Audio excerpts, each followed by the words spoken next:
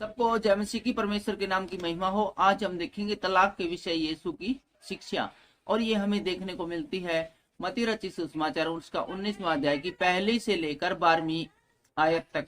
यदि आपके पास बाइबल है तो आप नया नियम की किताब खोलिए और उसके अंदर आपको 19वां अध्याय 1 आयत से लेकर 12वीं आयत हमारे साथ देखनी है।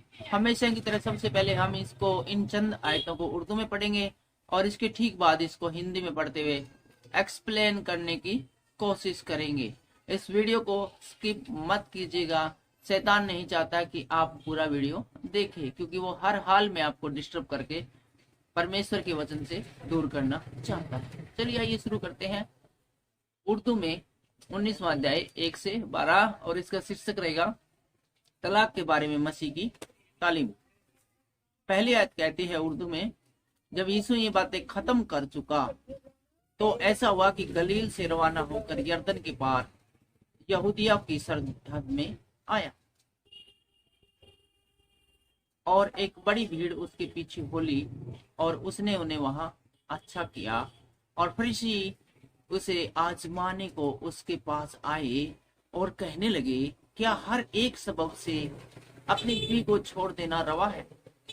उसने जवाब में कहा, क्या तुमने नहीं पढ़ा कि जिसने उन्हें बनाया उसने इब्तिदा ही से उन्हें मर्द और औरत बनाकर कहा, इस सबब से मर्द बाप से और माँ से जुदा होकर अपनी बीवी के साथ रहेगा और वो दोनों एक जिस्म होंगे।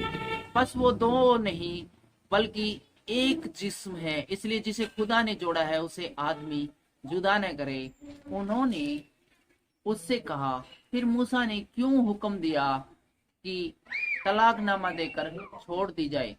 उसने उनसे कहा, मूसा ने तुम्हारी सख्त दिली के सबब से तुमको अपनी बीवियों को छोड़ देने की इजाजत दी है, मगर इब्तिदा से ऐसा न था। और मैं तुमसे कहता हूँ कि जो कोई अपनी बीवी को हरामकारी के सिवा और किसी सबब से छोड़ दे और दूसरी से ब्याह करे, वो जिन्ना करता है, और जो कोई छोड़ी हुई से ब्याह कर ले वो भी जिन्ना करता है। शागिर्दों ने उससे कहा, अगर मर्द का बीवी के साथ ऐसा ही हाल है तो ब्याह करना ही अच्छा नहीं। उसने उनसे कहा, सब इस बात को कबूल नहीं कर सकते मगर वही जिनको ये कुदरत दी गई है, क्योंकि बाज खोजे ऐसे हैं जो माँ के पेट से ही ऐसा पैदा हुए, और बाज खोजे ऐसे हैं जिनको आदमियों ने खोजा बनाया, और बाज खोजे ऐसे हैं जिन्होंने आसमान की बादशाही के लिए अपने आप को खोजा बनाया। जो कबूल कर सकता है वो कबूल करे। परमेश्वर का वचन उर्दू में सुने जाने पर परमेश्वर आपको आशीषित करे, बलवंत करे। अब हिंदी में देखते हैं तलाक के विषय यीशु की शिक्षा। और पहली आयत में कहते हैं, जब यीशु ये बातें कह चुका, कौन सी बातें कह चुका? कि यीशु ने एक दृष्टांत सुनाया था कि एक बंदा था जिसके ऊपर $10,000 का कर्ज था और उसने अपने उस कर्जदार को माफ नहीं किया, जो कि उसका सिर्फ $100 का कर्जदार था, जबकि उसका $10,000 है वो ऊपर से जिसका वो कर्जवान था उसने क्षमा कर दिया था। जब ये बातें यीशु कह चुका और बता चुका पतरस को कि अपने भाई को कैसे क्षमा करना है, उसके बाद की ये घटना है। तो गलील से चला गया, और इन बातों के बाद है यीशु गलील से चला गया और यरदन के पार यहूदिया के प्रदेश में आया। अब यीशु मसीह है वो यहूदिया के प्रदेश में है। तब बड़ी भीड़ उसके पीछे होली और उसने उन्हें चंगा किया। और जब यहूदिया के प्रदेश में यीशु मसीह आते हैं तो एक बहुत बड़ी भीड़ यीशु के चारों ओर आ जाती है, और उनमें बहुत से बीमार हैं, लाचार हैं, अंगे हैं, गूंगे हैं, लंगड़े हैं। इन सब को यीशु मसीह ने बहुतायत से चंगा किया। और तीसरी आयत कहती है, तब फरीसी उसकी परीक्षा करने के लिए पास आकर कहने लगे, क्या हर एक कारण से अपनी पत्नी को त्यागना उचित है? तो फरीसी किसी प्रकार का मौका है वो छोड़ते नहीं हैं। वे भी मौका देखकर भीड़ में शामिल होकर आ गए और यीशु मसीह से पूछने लगे कि बताइए यीशु मसीह जी, क्या हर एक कारण के लिए अपनी पत्नी को तलाक देना ठीक है या गलत है? यीशु ने उत्तर दिया, क्या तुमने नहीं पढ़ा कि जिसने उन्हें बनाया उसने आरंभ से नर और नारी बनाकर कहा, तो यहाँ पर यीशु मसीह बताते हैं कि जिसने नर को बनाया उसने नारी को बनाया है, जिसने पति को बनाया उन्हें पत्नी को बनाया, इनको बनाने वाला एक ही है। इस कारण मनुष्य अपने माता पिता से अलग होकर अपनी पत्नी के साथ रहेगा और वे दोनों एक तन होंगे। और इसीलिए क्योंकि वे एक है, उनके बनाने वाला एक है, और वो जब शादी के बाद है दोनों तो जिसमें एक जान हो जाते हैं, इसलिए उनका अलग होना ठीक नहीं।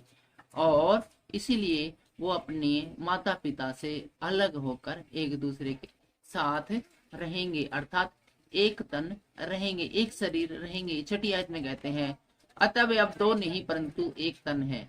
और यीशु मसीह बताते हैं कि अब शादी के बाद वो दो नहीं बल्कि एक ही तन हो गए हैं। इसलिए जिसे परमेश्वर ने जोड़ा है उसे मनुष्य अलग न करे। इसलिए जिनको पति पत्नी का रिश्ता है वो परमेश्वर की ओर से बनता है, तो जो रिश्ता परमेश्वर की ओर से बनता है उस रिश्ते को बेवजह है वो तोड़ा नहीं जाना चाहिए।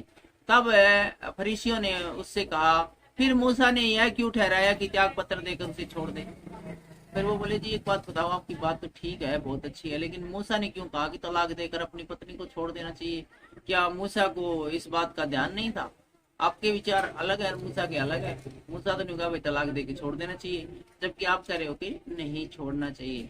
तो यीशु मसीह ने 8वीं आयत में कहा मूसा ने तुम्हारे मन की कठोरता के कारण तुम्हें अपनी पत्नी को छोड़ देने की आज्ञा दी है, परंतु आरंभ से ऐसा नहीं है।